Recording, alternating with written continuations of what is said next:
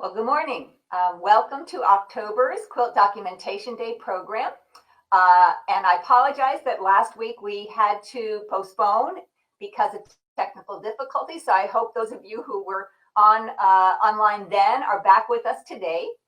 And I want to begin by thanking the South Carolina Arts Commission for their partnership grant that makes these kinds of programs possible here at McKissick Museum.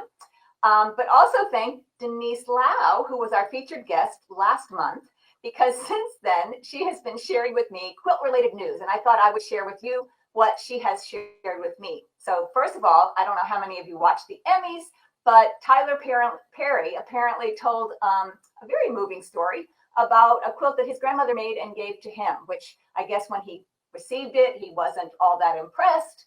It just didn't resonate with him. And then one day he was walking past an antique shop and he saw a quilt in the window that looked a lot like what his grandmother had made. So he went inside, and the salesperson shared a story with him about this quilt having been made by a former slave. And after hearing that story about how enslaved women, would make quilts for themselves, their families, he went on in his acceptance speech to talk about how now this quilt meant a great deal to him. And it was really a metaphor for his life, our life as a country. Was very moving. So if any of you are inclined, I check that out. And then she also sent me a link to an artist named Michael Thorpe, who is a self-defined biracial quilt artist who is living in Newton, Massachusetts. His mom taught him how to quilt, and he has been earning quite a name for himself for stitching quilted portraits. So Michael Thorpe, Thorpe, check him out. And be inspired by what this young man is actually doing. So today we are really honored and pleased to be able to feature Judy Twitty, who is our 2020 Jean Laney Harris Folk Heritage Award winner. She was celebrated this past spring for her revival, really, of the crazy quilt form here in South Carolina in the last quarter of the 20th century, and she continues to make them now. And so without further ado, I would like to introduce Judy Twitty. Judy, could you join us on the screen?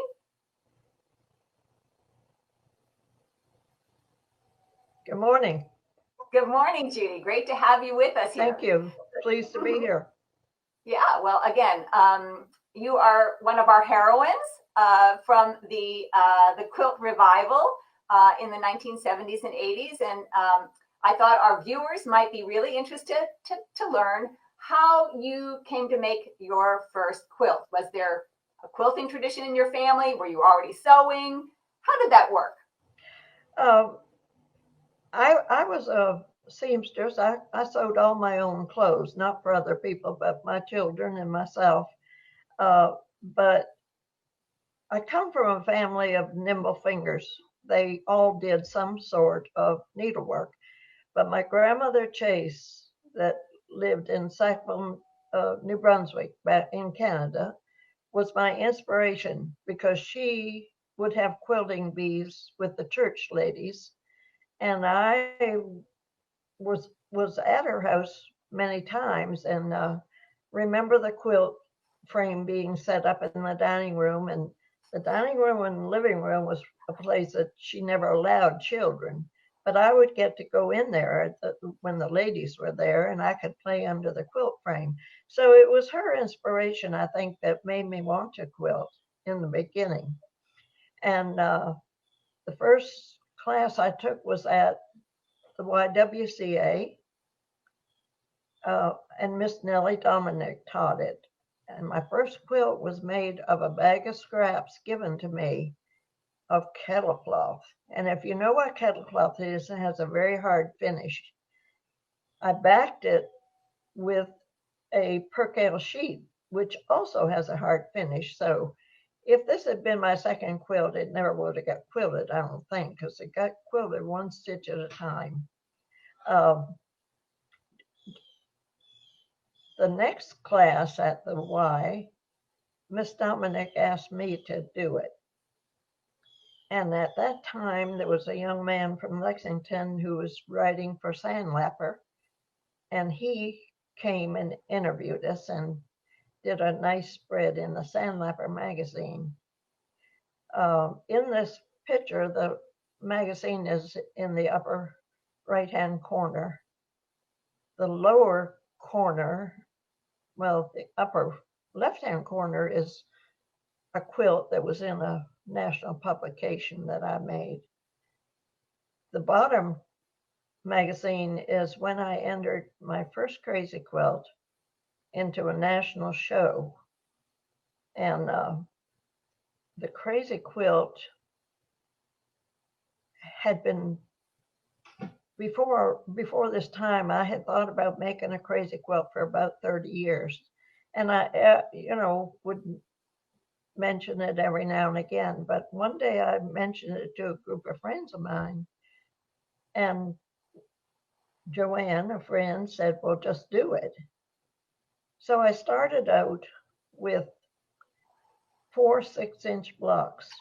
And I really didn't have the type of material that I dreamed about putting into a crazy quilt. I wanted fancy fabrics. I wanted lots of embroidery, not just the seams covered with briar stitch. I wanted lots of embroidery, flowers, trees, you name it, verse. And I also wanted words. I had seen a quilt many years ago in Canada, and it had words on it. So I wanted words on my quilt. I finished those 4 blocks. The first saying I put in it was waste not, want not, which was a favorite of saying of my mother. Heard it many, many, many times. When I showed it to my friends at our next guild meeting,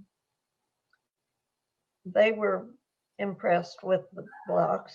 And it was after that that everybody started giving me wonderful fabrics, beautiful laces, threads, buttons, you name it, they gave it to me. And I had enough to do my quilt and probably do 5 more, truth be known. But I worked on the quilt for a year. I started in 2002. And I worked on it every day for a year. It was something that I could not put down. It just took over my life, really. There were days when I'd go to bed at night and think about what can I put on it the next day. And I'd get up and I would have to put on it whatever it was I dreamed about or thought about before I did anything else. And so sometimes it might be 2 o'clock in the afternoon before I dressed. But anyway, the quilt took over my life for a year. When I finished it, it was not a pretty quilt. The top was pretty, but when I put it together and tied it, it just looked cattywampus. And I realized that the borders were off just about a half an inch. So I was distraught, to say the least, because our South Carolina State Guild had a show at the Aiken Museum every year. And I had wanted to put this quilt in. I had filled out my application and sent it in. And I finished the quilt like a week before it was due. But it was all cattywampus. So I called my friend Sandra, who had walked with me during this journey, and she said, well, just steam press it. I said, no, I can't do that. And so we asked another friend, and she told me what I need to do, and it was just what I knew I had to do. And I took it all apart and started all over again. I took the borders off, added a 1/4 inch to each corner block, and then embroidered over it, so you can't tell that I had repaired it. But I had to put it all back together, and at this time, crazy quilts weren't known to have a batting in them, but I felt like it needed one, so I put a very thin batting in it, and I changed the backing. I had backed it the first time in cotton, and then I decided it needed to be satin like the borders. So I put it all together, back together, and it looked pretty good. I considered it done, and I finished it the day before it had to go to Aiken. The show at Aiken was a marvelous show, and my quilt did very well. It won first place in its category. It won the Museum Award, Viewer's Choice Award, and Best of Show. So you can say I was a happy gal that weekend. I sure enjoyed it. So after the show, my friend Sandra, who has always kept up with national shows, and she had been to a lot of them. I had never been to one. She told me that the American Quilter Society was having a show in Nashville, and they had a one-time category of crazy quilts. And most crazy quilts are tied, and most quilt shows would not accept a tied quilt. So she urged me to enter it, and I did. It was like uh, sending my child off when I put it in the mail, but it arrived safely, and Sandra and I decided we would go to the show. We left on a Tuesday morning, and unbeknownst to me, they called me at home and told me that I had won something, but we were already on our way to Nashville. So Wednesday, we went and got our packets. The show opened Thursday morning, and we figured out where the crazy quilts were. And first thing the next morning, we were there um, to, to see the crazy quilts first. And as we were walking in, I saw the first place, and then I saw a blue ribbon, and then I saw the second place, and I made the comment, "I'm over my head." But then as we were looking, we turned the corner, and there was my quilt that had a big purple ribbon on it, best of category. So that was a happy time too. And Sandra became my personal shopper that weekend. We did a lot of shopping, but it was a wonderful experience, something I'd never done before in my life, and I just enjoyed the whole process. Um, in making the quilt, I said earlier, um, Amanda, if you'd switch to some of the pictures of the crazy quilts, that there. This is the whole crazy quilt. Uh,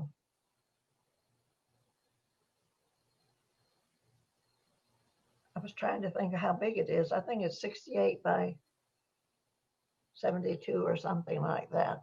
But there's a lot of patches on it. When I was doing the border, I kind of couldn't figure out how I really wanted to do it.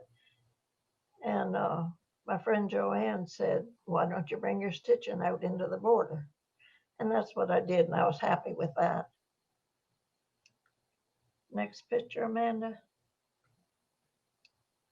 Okay, this this square has some writing.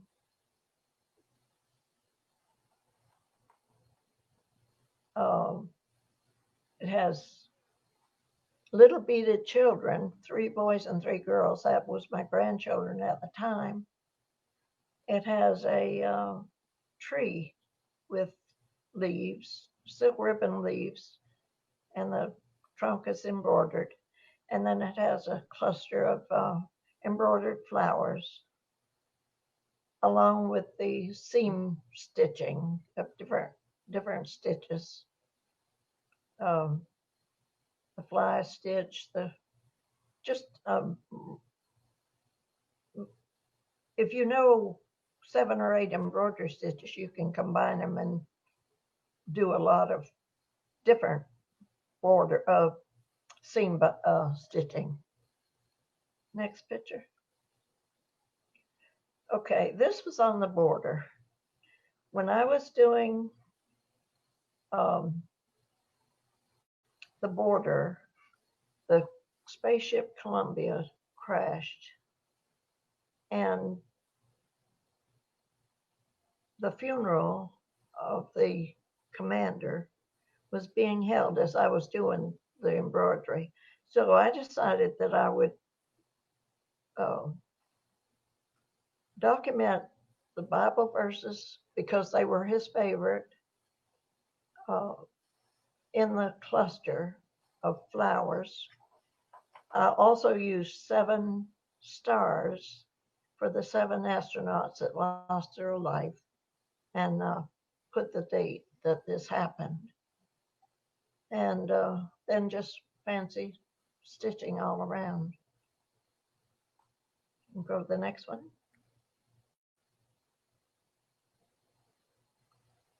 This is not part of the crazy quilt, but it's a block that I had done. I've done several like it. I haven't done anything with them, but it's um,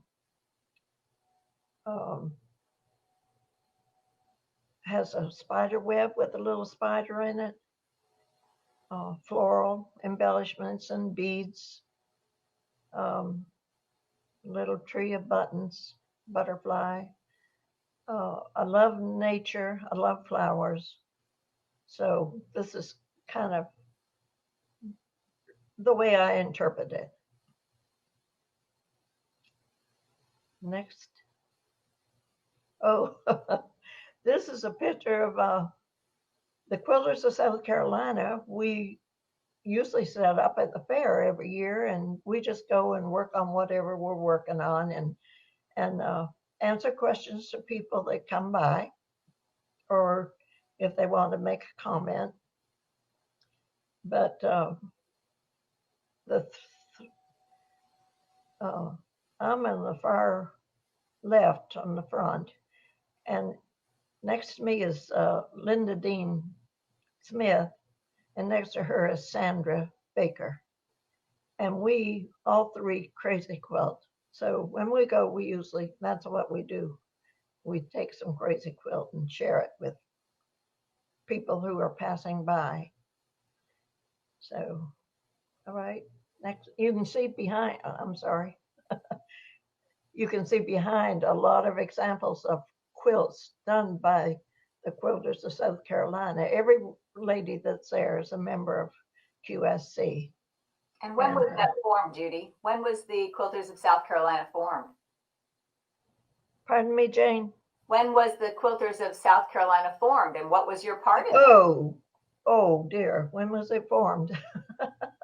It was formed, I think it was 1990. Uh-huh. Or close, or in the 90s. I'm not real sure now what year it was. Mm-hmm. But it was formed here in Columbia. The first meeting was here in Columbia, and I was privileged to be there that day when they decided to form a guild. So it was a nice time. Had you been a member of a guild before that? Yes, I belonged, at that time I belonged to um, Quilters of South Carolina. No, I'm sorry, Greater Columbia Quilters. What am I saying? Greater Columbia Quilters, uh, which was formed off of Logan Lap Quilters, if I'm not mistaken. And they had a night group that met, and that just suited me better than daytime. So um, I joined that group.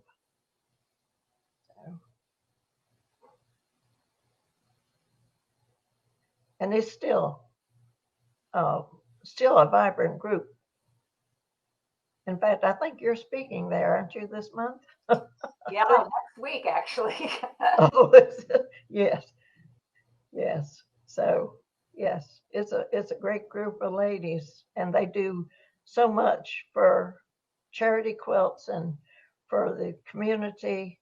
It's just a blessing to be part of it. And before that, though, you were quilting mostly on your own, correct? I mean, you I kind was quilting, yes, was quilting mostly on my own, um, until I took the class at the Y, which was 1972, I think. of, mhm. Um, and it was after that that uh, I began teaching a little bit with the Lexington District 2 school district. I would teach at their evening classes, and I told them I wasn't a teacher, but I could just walk them through it. But did that for a long time. But I still didn't belong to a group until I used to go to Logan Lap Quilters shows. They had a show every year, a wonderful presentation of quilts, but I never belonged to it. And it was only after they started a night group that Was I the night group joined. more for people who were working during the daytime, or? Yes, yes. Most of us worked. The night bee, yes, most of us worked. Of course, now we don't. We're all retired, but at the time we were working. Mhm. So, but the guilds just bring everybody together. If you quilt with a group, it's just so much more satisfying than quilting by yourself. So I learned that lesson. Friends, I mean, they're you just like my crazy quilt. I named it uh, because of my friends. Mhm. So So your journey after your crazy quilt got so many awards. What came next for you as a textile artist? um, I made a little book. I had a pair of redbirds that had a built a nest in my rose bush, and the rose bush was right outside of my window where I could watch them. And every time the mother would leave the nest, I would go out and take pictures. Um, so I wrote a story for my great grandchildren, I guess, because the grandchildren were pretty big by that time. But it's a child's story of um, how the red bird laid the eggs, and how there were three eggs. And every day I'd take a picture of them, and I've decided to compile it into a book. So the book, of course, ended up as a Crazy Quilt book, but I had no idea. It was after I won the awards that I realized there was stuff on the internet that pertained to quilting and crazy quilting. And so I decided to make the book, and knew I printed the pictures onto fabric and wrote the story and printed it at the same time onto white fabric. And then I surrounded each block with crazy patch and embroidered it. So each page has a lot of crazy quilt stitches on it. Do you have another one, another page? And it just tells the story of how the little um, bird laid its eggs, and there were three little eggs, and it was just a surprise. I washed every day, and you could tell. And then the two little birds hatched, but the one little egg, which was the first one laid, it was smaller than the other two. It did not hatch, and she wondered the little old lady wondered when the egg would hatch. So she watched the birds grow, and just every day they changed their looks. First, they were little scrawny birds, and then they started feathering out, and finally the two were big enough to fly, but the one little egg still remained in the nest. So one day she looked out and she saw the parents flying around, and there were no birds in the nest. And she thought, well, where in the world are the birds? And as she looked around, she spied them. They were still in the rose bush, perched on uh, a limb. Next picture, I think. There's one of them sitting on a limb of roses. So they were ready to fly, and it took them a long time to fly. And the mother uh, and father kept flying around, flying around. I guess they were trying to get them to leave that safety of the rose bush. And then came another pair, and my friend Mary said they had to be the grandparents. So we decided that they were. But it took them about an hour, and they finally got the courage up and flew off. And so they were gone, and all that was left was that one little egg still under those rose petals. But I just, uh, and so the one little egg I put on the cover of the book. I covered it with a protective glass coat and made a little nest and put it on the cover of the book. So it was a joy to make too. I enjoyed doing that, but that just led me to another rabbit hole. And when I was looking for directions to how to do a fabric book, I saw where people were doing other books, just paper books, and I got interested in that, and also got interested in eco dyeing fabric and paper. So uh, I started making books out of the eco dyed paper and used the fabric for the covers. So I don't know whether the next picture is the echo. No, okay. That quilt was a scholarship quilt that I made, donated to the uh, quilters of South Carolina to raise funds for scholarships for people to come to our retreat every year. And that was done in 2010, I believe, 2010 or 2012, one or the other, and then raffled off. So, next picture. Okay, this is a box. A friend, Patty, gave me a box along with a couple others. Uh, she had covered the box in a box just like this in decoupage, and it was so sweet. So she had extra cookie tins, metal boxes, and she said, I want you to, I'm going to give you a box and you do what you want with it. So this is the top of my box.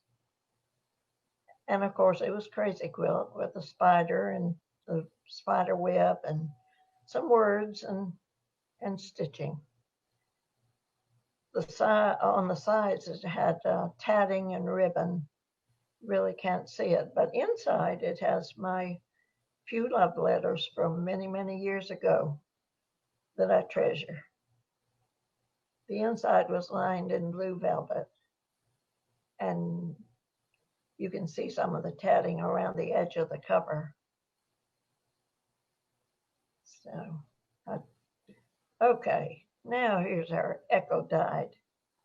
The fabric on the outside of this cover is eco dyed. And that's a process of, I call it boiling leaves or whatever, greenery. But the process is layering leaves onto fabric or paper and pressing them together and then boiling them for an hour and a half in a solution. It could be vinegar and water and maybe some rusty nails or what have you. It uh, the fun thing about it is you never know how it's going to turn out, and I guess that's why I like it so well. Always trying to make it better. Sometimes it's not better, sometimes it's worse. But this particular little book has I just put a circle of paper and some little strips of eco dyed paper, tied it with a string and button. So you can go to and a few beads on it too. And this is the inside of it. It's um, I cut the eco dyed paper to size, mounted it on other paper, and then put it on a black background.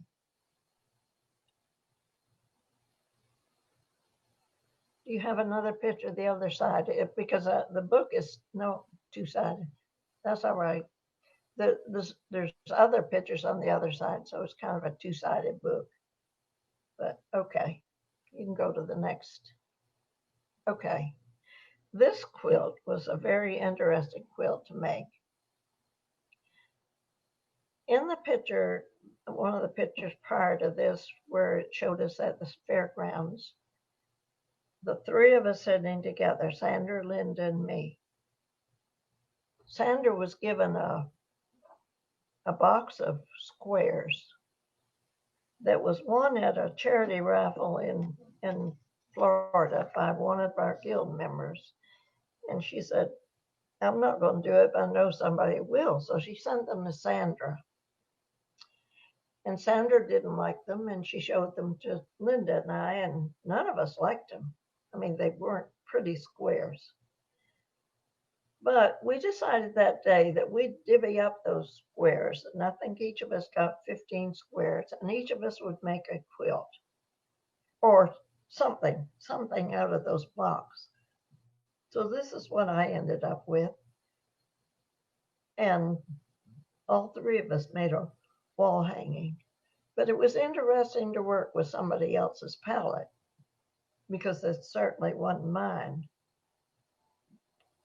But I really liked the way it ended up. Now, this quilt also has words, it has sayings. I made this in 2015. A lot happened in 2015. We had the Great Flood. Next picture, Amanda. Okay, this is the border. I applicate the little leaves on, and most of the flowers are French knots. The big white flower in the middle was lace that I just scrunched up and put beads on to make a floral border for it. And the next one. Okay, this was also the year that the Charleston massacre occurred. Terrible tragedy in Charleston, South Carolina, when people who were in church worshiping God were killed for no reason. And so I wanted to commemorate that. And so I chose to use words. I also used 9 crosses and 9 floral uh, just little flower displays to commemorate that. The button in the middle I thought went well with I thought it looked a bit African. And this was a church in Charleston, an African church in Charleston. Anyway, that was my tribute to the people who died in that massacre, because that's what it was. Next picture, Amanda. This was the year of the Great Flood too that we had, and um, South Carolina Strong was words that were very popular at that time. So I put that on my quilt and put the dates of the flood. So really, the quilt is like a history lesson of things that happened during that time. Um, okay, next picture. Okay, that was the end. But also on that last quilt, uh, I turned 80 that year, and my daughter wrote words for the word 80 using the first letter. I forget what it's called now. But anyway, I put that on my quilt. It was also the year they took the Confederate flag from the State House grounds, and they said they were going to put it under glass, but I used a little piece of plastic to make it look like glass, but I don't think that's ever happened. Um, there's just, you have to look at the quilt really to see all the stuff on it. But there are other words on there too, words of encouragement. Pray for our country. A lot of uh, just local history at the time. And Judy, when you talked about making this piece with me earlier, you talked Yes, about how the fact that, again, there were two others that came from these blocks and that it kind of symbolized the sisterhood that you have been a part sisterhood. Yes, sisterhood of the quilt cloth. of. That's what I call it. Yes. And that, when you said that, it made me think back to when I was doing research in the 1980s on the quilt revival. And I was in New York City. And at the time, again, I was in graduate school and studying about feminist theory. And I found that when I would go to quilt events and listen to what was being shared in a lot of the classes, or they would have these show and tell moments where people could stand up in front of everybody there with a microphone and show or tell anything. And I found people sharing things that I heard in feminist consciousness raising groups, right? So sharing information about probate law that surprised them when their husbands passed and maybe their sons now controlled their life finances, that kind of thing. And so when I heard you mention, the sisterhood of the cloth, it reminded me of how I felt that when I was studying the quilt revival, that the quilt revival was sort of this sort of parallel women's movement or feminist movement that was happening kind of over here, and the feminist movement was happening over here. And if I mentioned that to quilters, they kind of got the hair up on the back of their necks, and it always kind of puzzled me, but then also troubled me that these groups of women didn't see the connection between what they were doing and the kinds of communities of women that they were building, essentially. So I had asked you, did you ever, think about what you were doing in your sisterhood of cloth as something of a feminist movement? And your response was? No, I never thought about it at that time. Your question got me to thinking though, but no, we were uh, older, most of them. We had a lot of young ones too, but most of us were married. We had families, and we were from the old school where you grew up, you got married, you had family, and lived your life. But you have to think back too that not everybody went to college. Girls didn't have the opportunity to go to college like the men did. And I think when the women started realizing that the men had more privileges and higher pay, such as that, then they started the movement. But I never wanted to be part of that movement. I just never thought about it. I guess Mhm. I had was raised in a family, and times that's just the way times were at the time.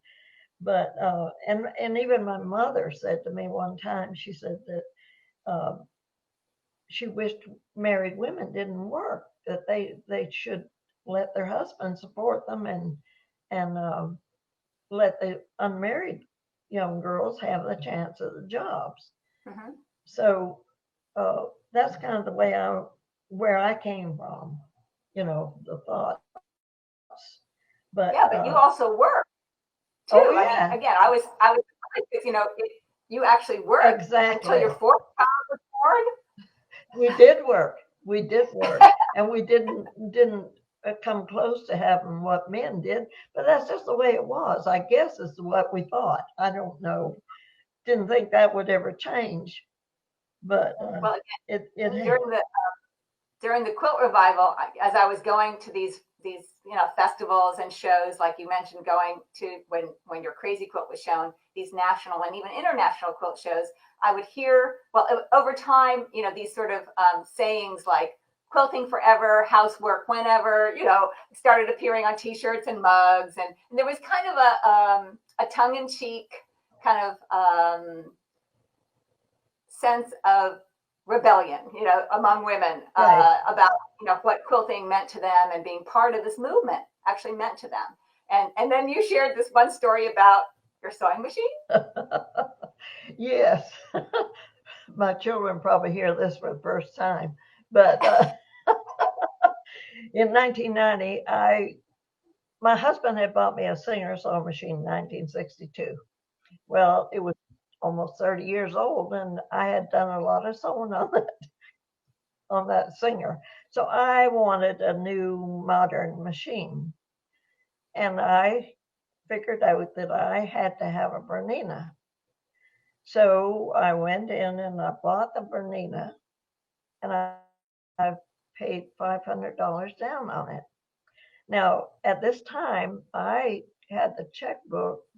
My husband never looked at the checkbook, never. But for some reason, he picked up the checkbook and saw the $500 check written for it. And he said, "Those things cost that much now?" I said, "Yes, I'm afraid they do. Indeed, they do." And the very next morning, I went to work and asked my boss to lend me the exact amount that I owed on the sewing machine, because I didn't want to write any more checks for that sewing machine. So I took the money, I went and paid off the sewing machine, and then I paid off my debt $100 a week till it was paid for. But that sewing machine cost $500. Yeah. Mm-hmm. Mm-hmm. Okay. Uh, Well, again, we all find workarounds to get what we want, right? In different yeah, I circumstances. guess so. It might be a little devious, but I'm not the only one that's done that. I hear a lot of stories about what they buy and put in the trunk of the car until they can sneak it in the house and that sort of thing. So I know I'm not the only one that's done that. For sure. For sure. Yeah, Well, Judy, this has been just so delightful to listen to you talk about this journey that you've been on for quite a long while, time. right? A Yeah, long time. yeah. And I wanted to invite our guests, those of you who have been watching with us today, to please in the chat box ask any questions that you might have of Judy or me, and we'll be happy to answer those. Um, and then I wanted to end the program today with a shameless promotion of an event that we have coming up, a digital event. The McKissick Museum has been partnering with other units within the university to participate in a an experiment that the College of Arts and Sciences launched this fall with a themed semester. So the theme that was actually chosen for this semester was justice. And we just happened to have an exhibit about the history of women at USC fighting for their rights. And so that exhibit is part of the justice themed semester program.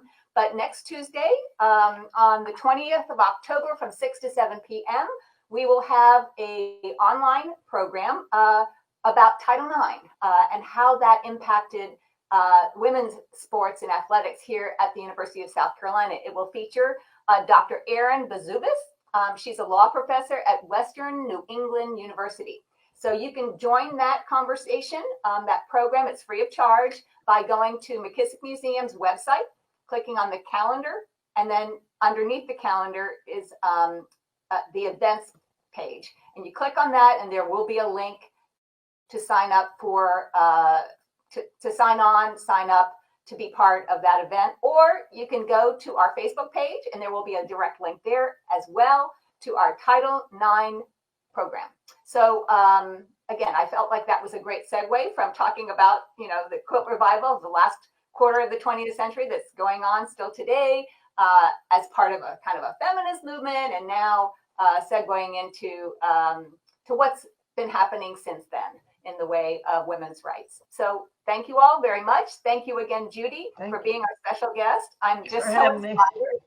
I am so inspired by what you do and keep doing. I haven't met that many people who are so curious and so willing to try new things always as they move forward in their lives. And you are just a great role model for all of us.